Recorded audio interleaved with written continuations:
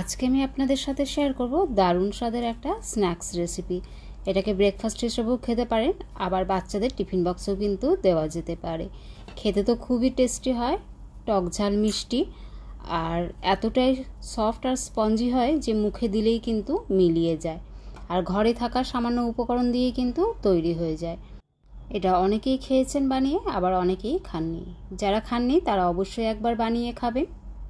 Hello friends, বর্ণারিজ food stories চ্যানেলে আপনাদের আরও একবার স্বাগত। দেখতেই পাচ্ছেন কতটা সফট আর স্পঞ্জি হয়েছে। তাহলে দেরি না করে চলুন রেসিপিটা শুরু করা যাক। এখানে আমি 3টে আলু নিয়ে নিয়েছি মিডিয়াম সাইজে। তো আপনাদের যতটা প্রয়োজন আপনারা সেই পরিমাণে আলু নিয়ে নেবেন। এবার আলুগুলোকে আমি ভালো করে পিল করে নেব। ফ্রেন্ডস, একটা রিকোয়েস্ট, প্লিজ প্লিজ প্লিজ ভিডিওটা শেষ পর্যন্ত দেখবেন, স্কিপ না করে।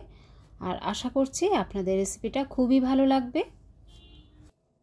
আর রেসিপিটা যদি ভালো লেগে থাকে তাহলে অবশ্যই লাইক শেয়ার সাবস্ক্রাইব করে আমার পাশে থাকবেন আর হাইপও করে দেবেন।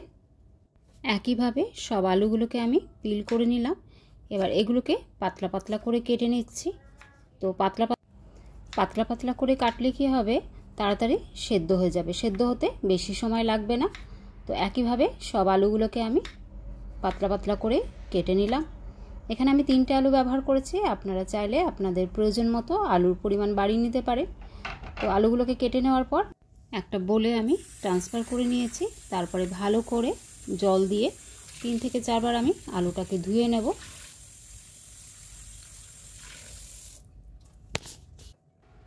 আলুগুলোকে ঠিক আমি এতটা পাতলা করে কেটে নিয়েছি, তাতে কিন্তু সেদ্ধ হতে সুবিধা হবে।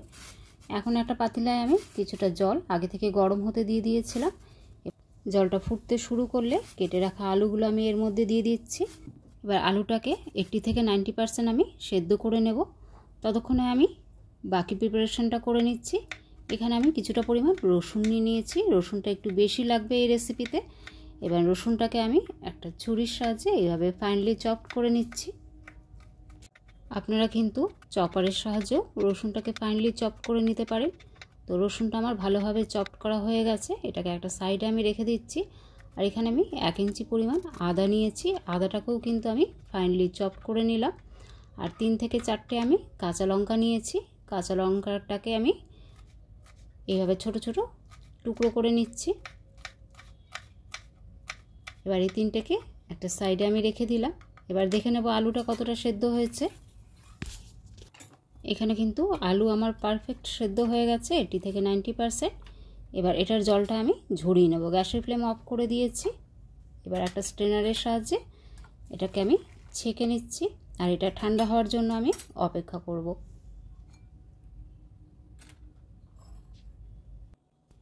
ঠান্ডা হয়ে গেছে। এবার একটা আমি পাত্রে এটাকে আমি ট্রান্সফার করে নিলাম।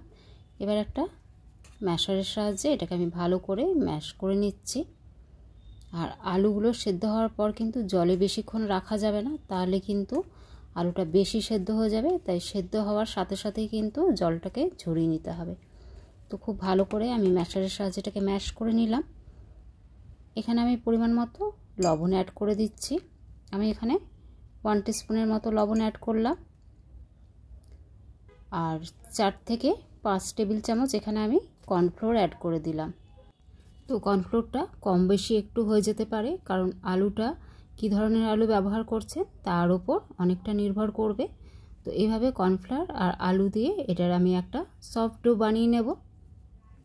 কোনো কিন্তু জল অ্যাড করা যাবে না, জল ছাড়াই কিন্তু এটা খুব সুন্দরভাবে একটা সফট ডো তৈরি হয়ে যাবে।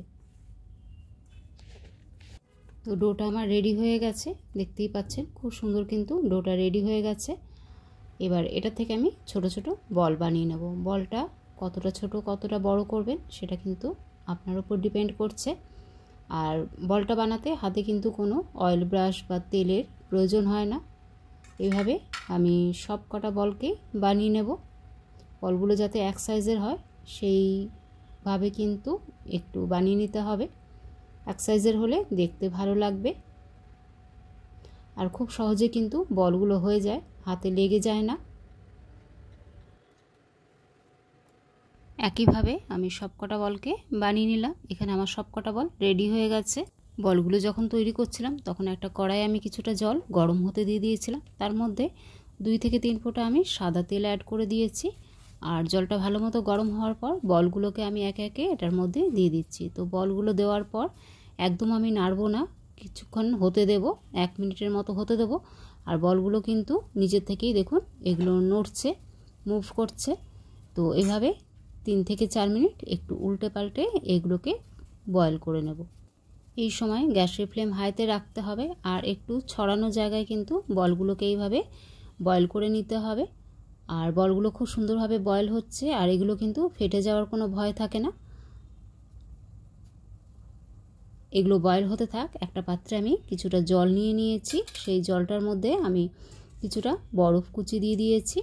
এবার গ্যাসের ফ্লেম অফ করে বলগুলোকে আমি উঠিয়ে ওই ঠান্ডা বরফ জলে দিয়ে দেবো, যাতে একটার সাথে একটা লেগে না যায়। এইভাবে 2 থেকে 3 মিনিট ঠান্ডা জলে রেখে দেবো। এবার দেখুন বলগুলো কিন্তু একদম ভেঙে যায়নি আর কতটা নরম স্পঞ্জি হয়েছে। এবার চলে যাব আগের প্রসেসে। গ্যাস অন করে গ্যাসের মধ্যে একটা কড়াই বসিয়ে নিয়েছি। কড়াইটা গরম হলে কড়াইয়ে 2 চামচের মতো আমি সাদা তেল দিয়ে দিলাম। তেলটা গরম হলে ওর মধ্যে আদা আর রসুন কুচিটা আমি দিয়ে দিলাম। এবার গ্যাসের ফ্লেম হাইতে করে আদা আর রসুন কুচিটাকে একটু লাল লাল করে ভেজে নিতে হবে, লাইট গোল্ডেন ব্রাউন করে। তো আদা আর রসুন কুচিটা লাইট গোল্ডেন ব্রাউন করে এখানে আমি ভেজে নিচ্ছি। ফ্রেন্ডস, এই পর্যন্ত যদি ভিডিওটা আপনাদের পছন্দ হয়ে থাকে তাহলে ভিডিওটাকে অবশ্যই শেয়ার করে দেবেন ফ্রেন্ডস আর ফ্যামিলির সাথে। তো লাল লাল করে ভাজা হয়ে গেছে, এর থেকে বেশি লাল করব না। এবার কেটে রাখা কাঁচা লঙ্কাগুলো আমি অ্যাড করে দিচ্ছি। কাঁচা লঙ্কা দিয়ে 30 সেকেন্ডের মতো একটু নেড়ে ছেড়ে নেব। এবার গ্যাসের ফ্লেমটা আমি লো করে দিয়েছি। এখানে 1 টেবিল স্পুন আমি কাশ্মীরি রেড চিলি পাউডার দিলাম, 1 টেবিল স্পুন চিলি ফ্লেক্স দিলাম, পরিমাণ মতো লবণ দিলাম আর 1 টেবিল স্পুন এখানে আমি চিনি অ্যাড করে দিলাম। এবার সব কিছুকে ভালো করে একটু মিশিয়ে নেব যতক্ষণ না চিনিটা গলে যাচ্ছে। তো চিনিটা গলে যাওয়ার পর এখানে 1 টিস্পুন আমি সয়া সস অ্যাড করে দেব আর 6 থেকে 7 টেবিল চামচ টমেটো কেচাপ অ্যাড করে দিচ্ছি। টমেটো কেচাপটা কিন্তু একটু বেশি দিতে হবে যাতে টেস্টটা কিন্তু অনেকটাই ভালো আসবে। এবার সব কিছুকে ভালো করে একটু মিশিয়ে নেব ওই 1 থেকে 2 মিনিটের মতো। তো সব কিছু ভালো করে মেশানো হয়ে গেলে গ্যাসের ফ্লেমটা কিন্তু এই মুহূর্তে আমি লোতে রেখেছি। পটেটো বলসগুলো আমি এর মধ্যে অ্যাড করে দেব। তো দেখুন সব কিছু ভালো করে মেশানো হয়ে গেছে। এবার আমি পটেটো বলসগুলো অ্যাড করে দিচ্ছি। আপনাদের কাছে যদি সাদা তিল থাকে এই সময় কিন্তু 1 টিস্পুন সাদা তিলও অ্যাড করে দেবেন। আমার কাছে ছিল না তাই আমি দিইনি। আর এবার বলসগুলো দেওয়ার পর ভালো করে এগুলোকে মিশিয়ে নিচ্ছি ওই গ্যাসের ফ্লেম লোতে রেখে।